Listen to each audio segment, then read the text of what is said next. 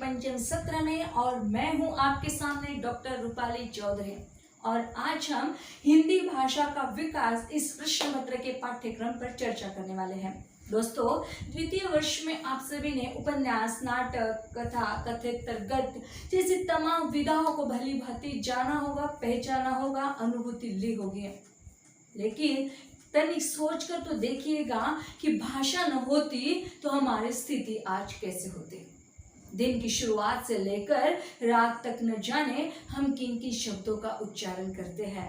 माने कहा जाए तो गुड मॉर्निंग से लेकर शुभ प्रभात से लेकर गुड नाइट या शुभ रात्रि तक हम किन किन शब्दों का उच्चारण करते हैं। पर क्या हम जानते हैं कि भाषा की उत्पत्ति कैसे हुई होगी?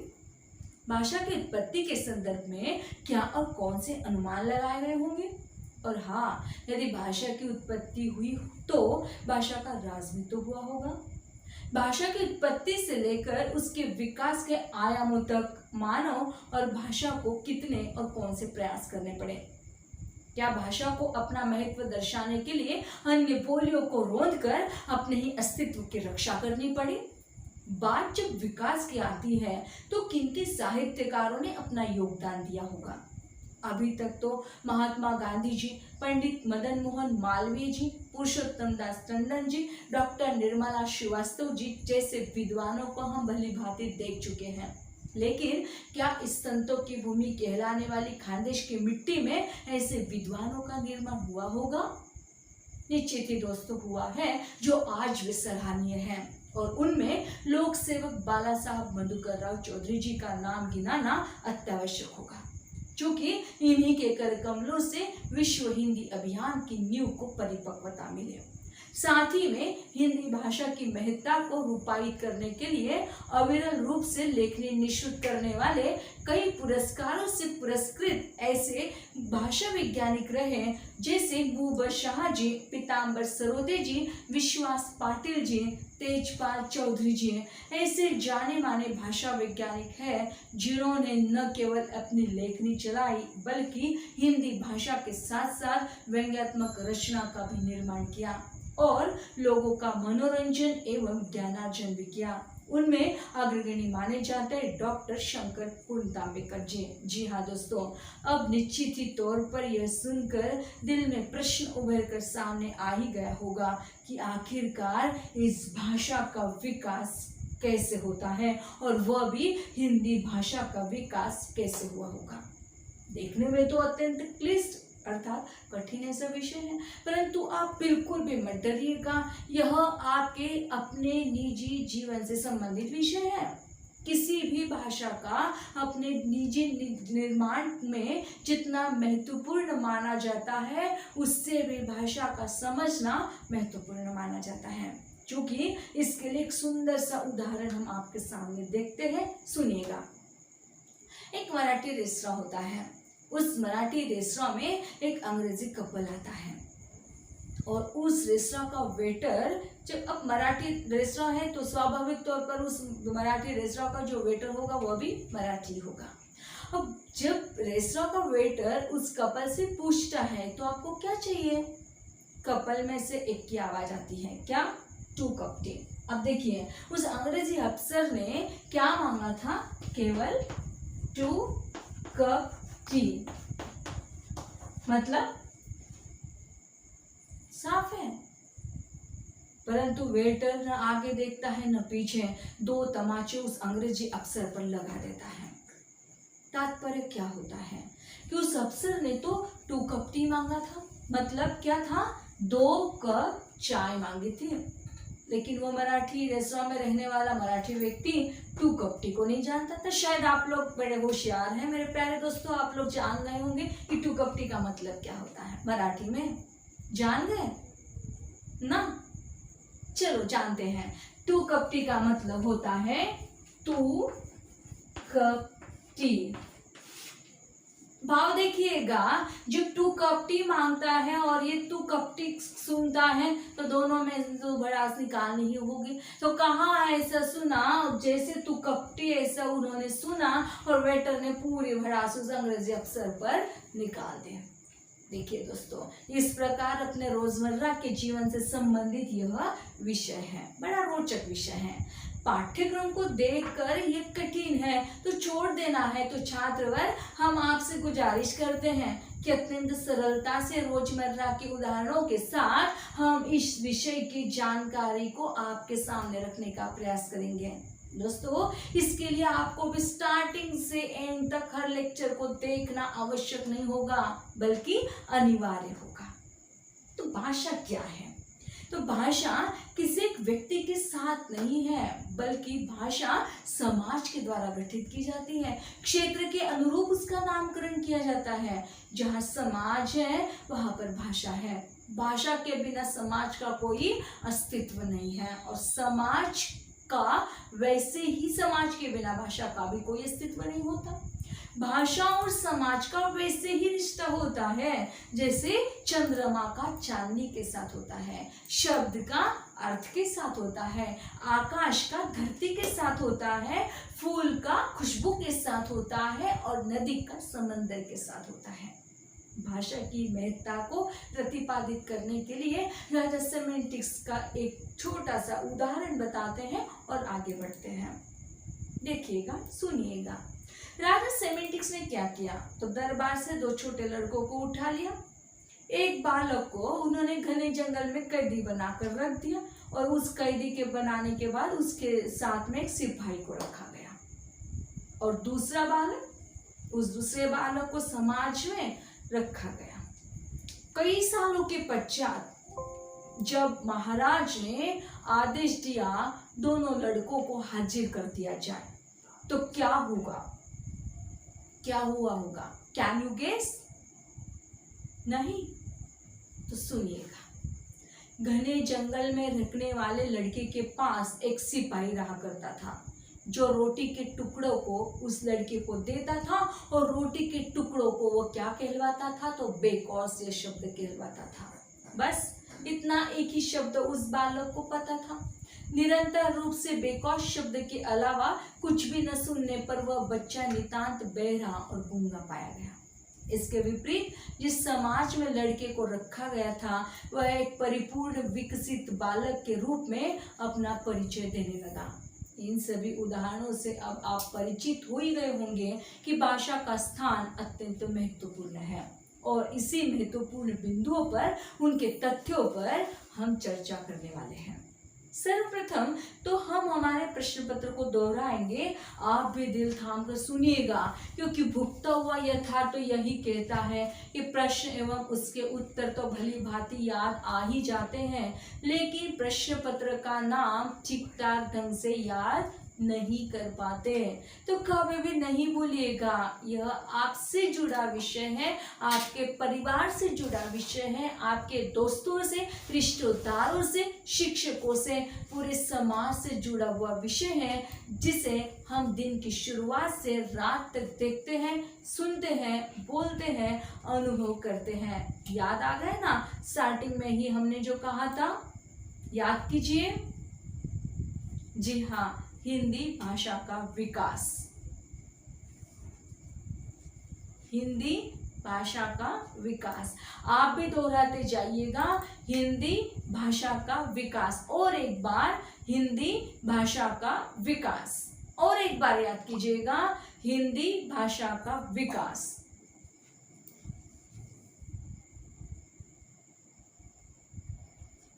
दोस्तों, भाषा मानव जीवन की सबसे प्राचीनतम उपलब्धि मानी जाती है।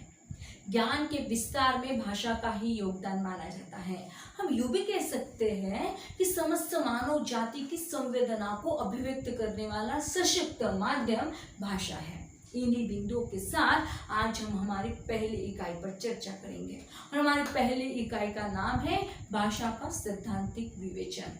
इस पहली इकाई को अर्थात भाषा के सैद्धांतिक विवेचन को कुल मिलाकर 3 विभागों में विभाजित किया जाता है, जिसमें सर्वप्रथम बिंदु आता है कि इस भाषा का अर्थ क्या है, मतलब भाषा की परिभाषा क्या है, भाषा का स्वरूप क्या होता है, भाषा की विशिष्टताएं क्या होती हैं। जिस प्रकार से हम लोगों ने जब SYBA में थे, द्वितीय वर्ष में थे, तब काव्य की परिभाषा को देखा था। तो काव्य की परिभाषा को देखते हुए जैसे हमने हिंदी के, संस्कृत के और अंग्रेजी के भी विद्वानों को देखा था, ठीक उसी प्रकार से यहाँ इस जगह पर हम भारतीय एवं पाश्चात्य विद्वानों को देखने वाले हैं। जैसे यदि हम यहाँ इस जगह पर भारतीय विद्वानों के नाम गिनाते हैं तो डॉक्टर भोलानाथ तिवारी, भाषा वह साधन है जिसके माध्यम से हम अपने विचारों को दूसरों तक पहुंचाते हैं, मतलब भाषा वह साधन है। तो इस प्रकार से भाषा की परिभाषा को जिस प्रकार डॉक्टर भोलानाथ तिवारी ने अभिव्यक्त किया है, ठीक उसी प्रकार भाषा को पाश्चात्य विद्वान डॉक्टर ए गार्डनर जी क्या कहते हैं, तो वो कहते हैं language is the expression of human thoughts by means of speech sound and particulate sound, अर्थात भाषा मानवीय जीवन की उत्पत्ति का एकमात्र साधन है। भाषा की परिभाषा एवं स्वरूप पर भी हम लोगों को उस पर प्रकाश डालना है। भाषा शब्द की उत्पत्ति क्या है, भाषा का स्वरूप क्या होता है, भाषा किसे कहा जाता है, या सभी भाषाओं की एक ही विशेषता होती है, इस पर हम लोग चर्चा करने वाले हैं। पावर पॉइंट प्रेजेंटेशन के द्वारा आपको वह सब दिखाई भी देगा और सुनाई भी देगा। इसी इकाई में हमारा दूसरा बिंदु जुड़ता है भाषा की विविध रूप। तात्पर्य, भाषा कैसे बनती है, भाषा के विविध रूप कौन से हैं, बोली किसे कहा जाता है, परिनिष्ठित भाषा कौन सी है, प्रादेशिक भाषा किसे कहा जाता है, राजभाषा से क्या तात्पर्य होता है, राष्ट्रभाषा का मतलब क्या होता है। इस प्रकार से इन बिंदुओं को हमें समझना होगा। अब इसी इकाई के अंतर्गत बोली और परिनिष्ठित भाषा के अंतर को भी स्पष्ट करना है, साथ में राजभाषा और राष्ट्रभाषा के पारस्परिक अंतर को एवं संबंध को भी हमें समझना होगा। इस इकाई में बस इतना ही, मतलब भाषा की परिभाषा, स्वरूप, विशेषताएं, भाषा की विविध रूप, बोली, परिनिष्ठित भाषा, प्रादेशिक भाषा, राजभाषा, राष्ट्रभाषा एवं उसके अंतर एवं संबंध को हमें विश्लेषित करना है। दूसरी इकाई इसी पाठ्यक्रम के आधार पर जुड़ती है हिंदी की बोलियों का सामान्य परिचय तथा भाषा उत्पत्ति विषयक सिद्धांत। जैसे कि हमने अभी अभी महाराष्ट्र में रहने वाले हम सभी लोग जानते हैं, मराठी भाषा का एक छोटा सा एग्जाम्पल हमने आपके सामने रखा। तो जिस प्रकार हम सभी लोग महाराष्ट्र के खानदेश भूमि में रहते हैं, तो क्षेत्र के अनुरूप हमारी बोली कौन सी कहलाएगी, बताइएगा। जी हाँ, खानदेश से निर्मित होने वाली हमारी बोली होगी खानदेशी, बिल्कुल सही। जी हाँ, तो कोंकण से प्राप्त होने वाली कोंकणी, पुणे से प्राप्त होने वाली पुनेरी। ठीक उसी प्रकार हिंदी की बोलियों में से ब्रजभूमि से निर्मित श्री कृष्ण से संबंधित ब्रज बोली, अयोध्या से निर्मित श्री राम से संबंधित अवधी, मारवाड़ से निर्मित मारवाड़ी, भोजपुर से तात्पर्य राजा भोज के आधार पर जिस नगरी का नाम भोजपुर रखा गया और भोजपुर प्रांत के आधार पर बोली जाने वाली बोली भोजपुरी, दक्कन क्षेत्र में बोली जाने वाली दक्खिनी, मिथिला से अर्थात मिथिल ऋषि के नाम के आधार पर मिथिला नगरी और मिथिला नगरी के आधार पर बोली जाने वाली मैथिली, और इन सब बोलियों को रोंद कर अपने अस्तित्व पर विजय प्राप्त करने वाली खड़ी बोली। इनके संबंध में, इनके भौगोलिक क्षेत्र के संदर्भ में साहित्य संपदा पर हर बोली की विशेषताओं पर प्रकाश डाला जाएगा। दोस्तों, यदि हम यहाँ इस जगह पर बोली की बात करते हैं तो हम आपको कहना चाहते हैं कि जब बोली की बात आती है, छोटा सा एग्जाम्पल बताते हैं और आगे बढ़ते हैं। माली की टिकरा में 7 दरे है, तार परी दरी है, परी महा आदमीनो है, सारी बाजार सुनो है। समझ में आया कुछ ना? Why? What is the reason? क्यों समझ में नहीं आ रहा है? इसलिए समझ में नहीं आ रहा है क्योंकि ये हमारी हिंदी की भाषा है, हिंदी की बोली है। लेकिन इस बोली का अर्थ यदि हम आपको हिंदी में बताते हैं तो बड़े चाव से सुनिएगा।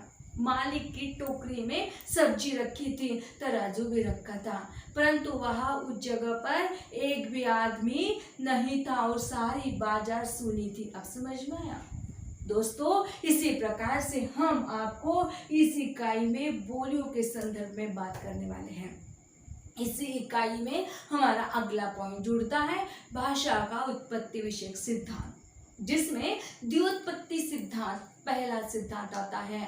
से द्व्युत्पत्ति सिद्धांत से तात्पर्य है कि जो ईश्वर निर्मित होता है।